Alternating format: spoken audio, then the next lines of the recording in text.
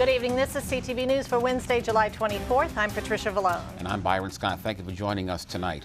Well, former Special Counsel Robert Mueller returns to Capitol Hill today to testify before two separate congressional panels. Mueller first appeared before the House Judiciary Committee, where he told lawmakers his report did not exonerate the president of wrongdoing. Mueller later testified before the House Intelligence Committee. It marks the first time he addressed questions about the investigation of President Trump and Russian interference in the 2016 election. Here is some of that hearing. You found evidence that the president engaged in efforts, and I quote, to encourage witnesses not to cooperate with the investigation. Is that right? That's correct. Do you have a citation? I'm on page 7 on volume 2. When the news first broke that Cohen had arranged payoffs to Stormy Daniels, Cohen faithfully stuck to this party line. He said that publicly that neither the Trump organization nor the Trump campaign was a party to the transaction, and neither reimbursed him. Trump's personal attorney at that point quickly texted Cohen to say, quote, "Client says thank you for what you do." The hearings as Mueller was heading to Capitol Hill, Trump tweeted out calling it the greatest witch hunt in U.S. history. A former administrative assistant for the City of St. Pleasant's Police Department is fired after announcing her candidacy for mayor on social media. According to JAKITA Riley, she was escorted from the premises of her job this morning after publicly declaring her run for mayor of St. Pleasant on Facebook yesterday afternoon. Riley claims she told co-workers in her department 2 months ago about her plans to run, and since then she's faced harassment and intimidation on the job from city officials. I had a rapport with the mayor. When he's out of town, he'll call me, he'll FaceTime me, "Hey, Miss Riley." But until when this came out that I was running, he kind of pushed himself away from me. He's blocked me on Facebook. He doesn't speak to me any longer. When did you learn he blocked you on Facebook? Yesterday. We reached out to Mayor Eugene Grant, who says Riley was fired, but he could not comment on details surrounding the termination because of an investigation. Well, federal regulators slapped Facebook with a massive fine and add new oversight and restrictions on the business. The FTC fined the social media giant $5 billion following a year-long investigation after data mining firm Cambridge Analytica gathered details on more than 87 million Facebook users without permission. Their agency is also requiring Mark Zuckerberg to certify his company's compliance with its privacy programs. Facebook denies any wrongdoing as part of the settlement. Well, boxing is violent and dangerous sport. And it can be deadly as well, as we learned this week following the passing of a Russian fighter just days after a match at MGM National Harbor. Our Chris Marks is joining us now with an update on that story. Yes, that's a very, very sad story, and it's something that you really don't like to see, and it happened right here in our own backyard, so we'll get more into because we talked to a local trainer today, so that's where we're going to be.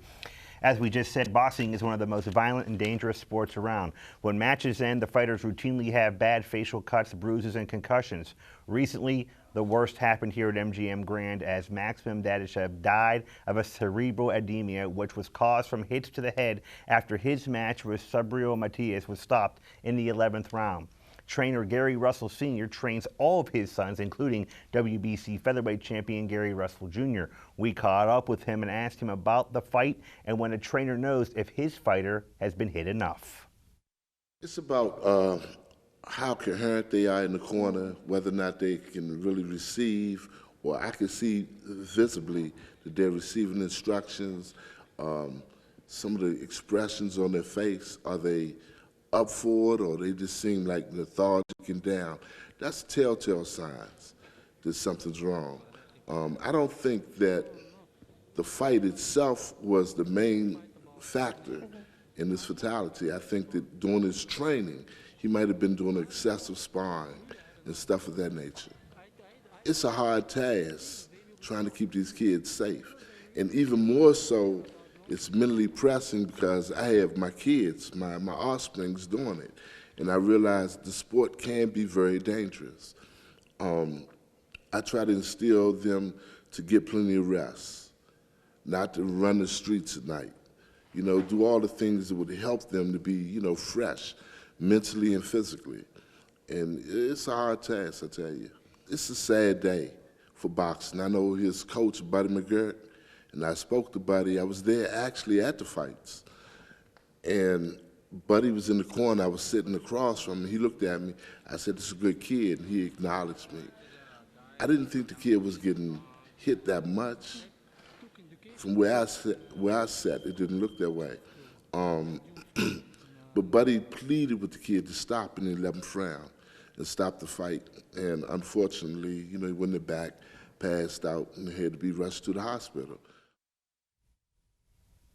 Again, just a very, very sad story. And as he said right there, from his vantage point, he was there at the fight. He didn't think that the kid was getting hit all that much. And, it can just take one shot to give you that kind of brain injury. And it's just a very sad, sad story. We've heard a lot about brain injury, CTE, and things like that in the NFL, and people are re-looking at that issue there. Do you think the same's going to happen in boxing? I don't think so. Boxing is a sport where the amateurs wear the headgear, but they said if you come to pro and wear headgear, it might give you a false sense of security. It is a sport where it is violent. You're trying to hit someone in the face. You're trying to knock the other person out. That's the way boxing has been since the dawn of time.